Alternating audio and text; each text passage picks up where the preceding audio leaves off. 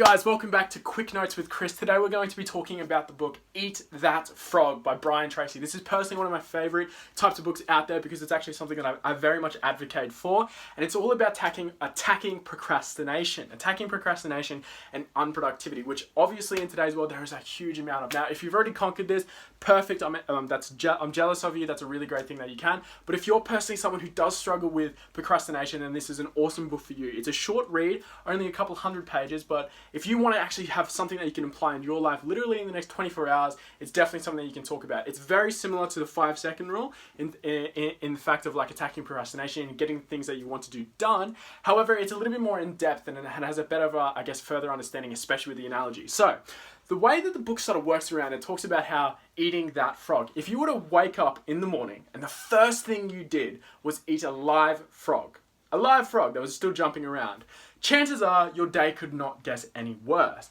And that's the psychology behind it. It's essentially by doing the worst first creates momentum that you can basically attack the day. It has so many different types of analogies and types of different sayings that you could certainly apply in your life that I love so much about it. But the idea behind it is that the way that procrastination works is that there's a level of stress. Okay, depending on if the task is, urgent or important, there's a level of stress that approaches and it surrounds that task. Okay, now by procrastinating around that task, especially if there's a deadline involved, right, it ends up creating more stress around it. For example, a simple one to understand would be an assignment. If you have an assignment that's due in, let's say, a week or two, right, 14 days before it's due, you should probably start working on it. There's a little bit of stress involved, but you put it off because who wants to be uncomfortable, right? Who wants to be uncomfortable, okay? So then all of a sudden, 2 days pass, 3 days pass, more stress gets added because you have less time to do the whole task, right? But I don't want to do that because now that's more stressful. I have to do more work in less time. So you keep putting it off, keep putting it off until this stress builds and compresses and compounds. And all of a sudden, you're left with this giant hole that you know that you should have done. And you've set off this task and you chose to procrastinate about it. And eventually you have 2 choices: completely fail the assignment or knuckle down, do an all-nighter. Now, eating that frog takes that concept and it says, identify what you're doing.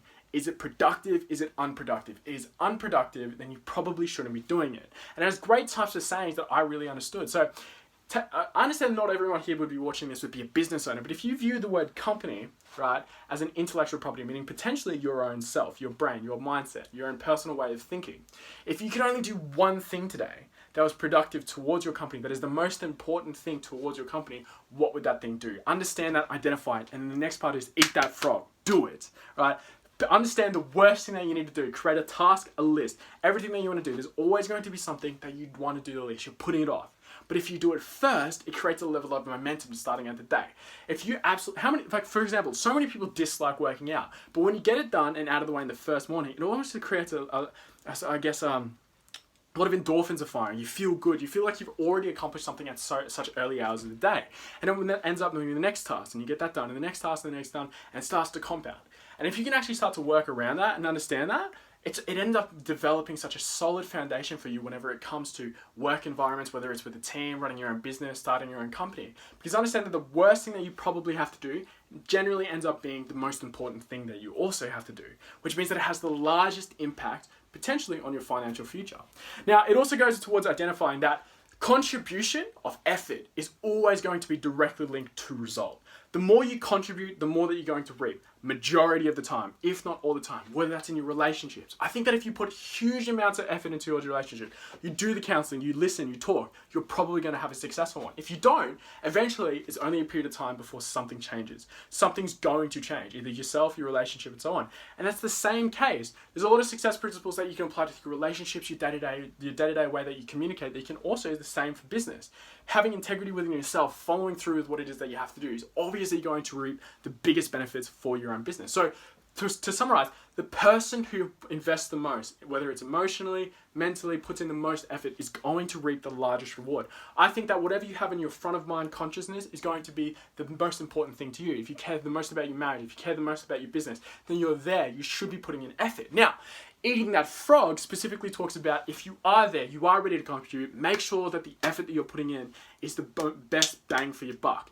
If you only have 2 hours of a day in order to invest in towards your business, put it towards the most valuable thing that you put in. Now, if you're just starting, you're just moving in, me personally, I think the number one thing that you should invest in is yourself. Always, knowledge, right? Because no matter where you go, you have to take yourself with you. So you want to make sure that the mental estate, if you look at your mind as an asset, is at its highest potential value. It will never be there, but if you can consistently increasing it, right, then that's on a right track. So you should always put towards investing towards yourself. If you have a spare 20 minutes, rather than, playing video games, watching YouTube, wasting your time, if you can spend that few amount of minutes on doing the right thing for you, over a period of time, it's going to compound, right? If you develop the right habits, and you're going to basically have the right successful habits, right? And therefore, it's going to just start to compound, right? But there's so many different ways that you can imply this eat that frog mentality, right? Whenever you do the worst thing first, your start of the day can never get worse, right? It can only get better from there.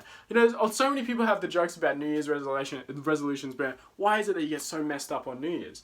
And everyone, like a few people at least I've noticed, because it's the worst way to start the year, so you know that it's going to be better. Now, that mindset, it might not be the best for your health, but in terms of like your day-to-day activities, doing the worst thing that you possibly are fearing, if you're putting it off, chances are that you should be doing it. Do the first thing in the morning is the worst thing that you can approach. Once you start to master that, it's always going to have a development of momentum in your business, in your life, right? It starts to compound and moves over to other areas. All of a sudden, you start developing the right clients. When it comes to business, everybody has a client that is going to be the most beneficial, but it's the scariest to approach to, right? But if you end up marketing your entire business around that client, the worst thing that you want to do, the person that you want to deal with the least, you're going to have a solid client because that's the person that you probably should be talking to. B, if it isn't and it's annoying, right, you're going to develop your skill set, right? You're going to be able, if you can understand and how to work with the worst client, it obviously makes everything else look easier. So comparatively, you're already winning, right? Even if you lose, you've already gotten the worst thing out of the day. Start attacking, start moving forward, start jumping, start going, doing the things that you don't want to do first. It's obviously going to compound, especially over a period of time.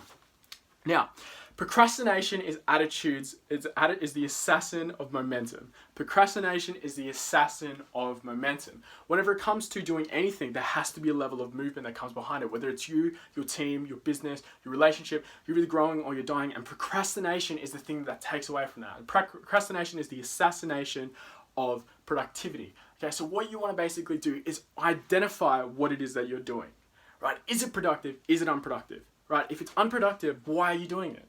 Why is it that you're actually doing it? Do you deserve it?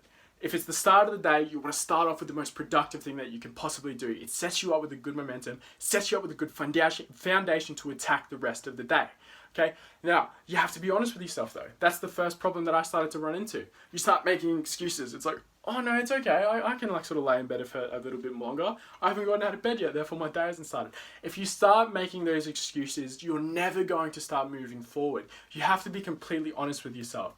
Almost as if you're your own teacher, viewing yourself from a third party. Look at it objectively and you're obviously going to get the largest benefit out of this book. So, even though this has been Quick Notes with Chris, there's still a lot more that you can learn from the book itself. I highly suggest you check out some of the other books that we are talking about with the 5-second rules and stuff like that. As a lot of other things that you can implement in your day to help basically take advantage of becoming a more productive person. But to summarize, attacking procrastination, eat that frog. If you were to start off the day by eating a live frog, nothing is going to be worse than that, which means comparatively everything looks easier. All right? Momentum actually happens with doing more tasks. There is nothing more unfulfilling than an unfulfilled task. How many times have you finished a day where you knew that you should have gotten something done? You knew that you should have gotten something done, but you just didn't. You put it off. And you finish the day, you're laying in bed and you're thinking, oh, I should have done that. That feeling, attack that feeling. You don't want to have that feeling. If you feel visibly sick, whenever that feeling comes aboard, I guarantee eventually in the future, at some period of time, with perseverance, you will become successful. So you want to get rid of that. Attack the first thing that you want to do, the worst first. First things first, second things if you have time. Identify what is productive, identify what is unproductive. Put yourself in an environment where you're ready to succeed by taking away the things that are distractions. Allow yourself to focus on the things that you care about, the things that you want to accomplish, whether it's your relationship, whether it's your business, or whether it's yourself. Invest in your mind estate. Right, that's the most valuable thing that you can actually start looking towards. If you don't know a place to start, I highly suggest you read a few other books that we're talking about on the channel. We'll be able to give you a further insight on best places to go, especially whenever it comes to investment. Alright guys, well that's pretty much it for Quick Notes with Chris. I highly suggest you check out some of the other videos that we do have going and continue your education there, putting yourself in a better position for success. I should be uploading a few more videos in the coming weeks, so I highly suggest you keep a lookout. But if you like the video, comment, subscribe, maybe share with a friend, and I wish you all the best on your business ventures, whether it's in your relationships or other opportunities that you're going into. But with all that said, I'll see you in the next video. Thanks guys.